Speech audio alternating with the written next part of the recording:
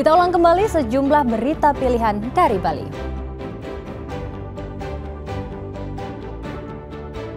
Gelombang tinggi merusak jalur pejalan kaki di Pantai Kuta.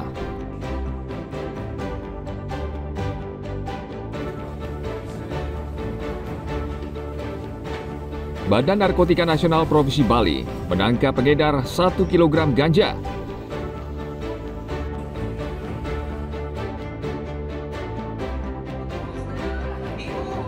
Istri Wakil Presiden, Selvi Raka Buming Raka, mengunjungi Sekolah Dasar Negeri 5 Pedungan untuk menyosialisasikan penggunaan internet di sekolah.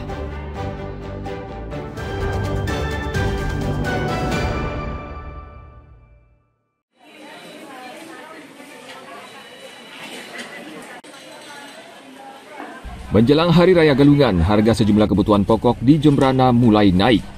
Dari pemantauan di Pasar Umum Negara, harga cabai merah besar naik cukup tinggi dari Rp40.000 menjadi Rp50.000 per kilogram. Kenaikan terjadi akibat pasokan mulai menipis. Sebaliknya, cabai kecil justru turun menjadi Rp22.000 per kilogram. Untuk harga bawang merah kualitas tinggi naik dari Rp30.000 menjadi Rp35.000 per kilogram. Beberapa pedagang menjual bawang merah kualitas tinggi hingga Rp38.000 per kilogram. Sedangkan bawang putih masih stabil di harga Rp30.000 per kilogram. Sementara harga telur ayam ras naik menjadi Rp2.000 per butir. Harga minyak goreng Rp18.000 per liter. Sementara beras ketan harganya naik dari Rp16.000 menjadi Rp18.000 per kilogram. Cabai besar aja sih sama bawang sih enggak begitu. Cuman yang keras cabai besar aja. Berapa itu? Cabai besar dari 20 sekarang 50.000 modalnya itu. Itu memang stoknya dari mana? Dari Jawa apa? Lokal ada, Jawa ada, tapi harganya sama. Menurut penjualnya tuh karena apa kenaikannya? Apa stok sedikit apa gimana? Meskipun demikian, menurut pedagang, kenaikan harga bahan pokok menjelang Hari Raya Galungan masih terbilang wajar dan mereka berharap harga tetap stabil hingga perayaan usai.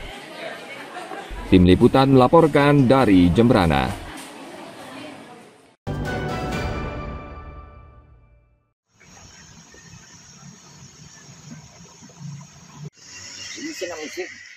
Musim penghujan akan berdampak pada sektor pertanian karena banyak tanaman yang terserang hama dan bisa berpengaruh terhadap hasil panen. Dinas Pertanian, Ketahanan Pangan dan Perikanan (PKP) Bangli mengimbau petani agar mempertimbangkan jenis tanaman yang tahan terhadap kondisi tanah lembab dan curah hujan tinggi. Dinas PKP juga akan menggencarkan sosialisasi dan edukasi agar petani bisa mempersiapkan langkah untuk meminimalisir kerugian.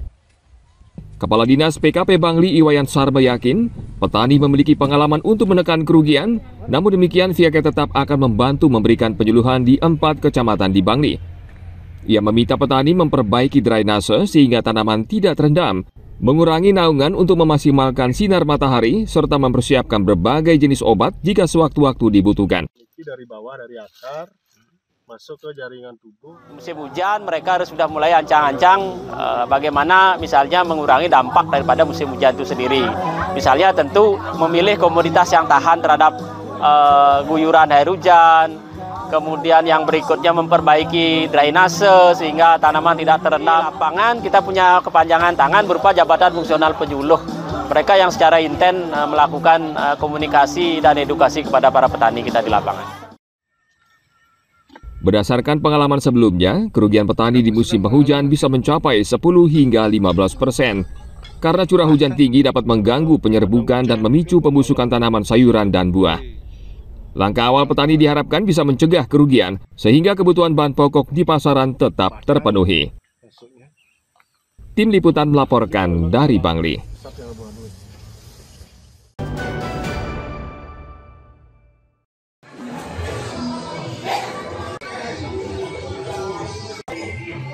Pemerintah resmi melarang penjualan baju bekas impor melalui Peraturan Menteri Perdagangan. Namun di balik aturan itu, para pedagang kecil yang bertahun-tahun bergelut menjual pakaian bekas impor atau thrifting resah karena selama ini menggantungkan hidup dari usaha ini. Bintang, salah satu pedagang di pasar tradisional Kereneng Denpasar, mengaku usaha ini menghidupi anak istrinya selama ini, bahkan masyarakat di sekitar. hanya bisa kerja kayak gini ya nggak setuju. Karena kenapa Mas nggak setuju ya? Karena cara tiba-tiba ada larangan gitu, kita kan belum siap apa-apa. Ya ini bermanfaat banget untuk orang banyak nih ya. Saya rasa juga bermanfaat bagi orang banyak juga. Bagi Karena warga. selama ini kan kita juga cari nafkah di sini. Para pedagang meminta pemerintah memberikan jalan keluar atau melegalkan bisnis pakaian impor karena menghidupi banyak orang. Larangan impor baju bekas ini menjadi dilema di tengah upaya pemerintah menertibkan barang ilegal. Namun di sisi lain banyak orang menggantungkan hidup dari usaha ini. Pedagang sepakat peraturan harus ditegakkan, namun jangan mematikan mata pencarian rakyat kecil.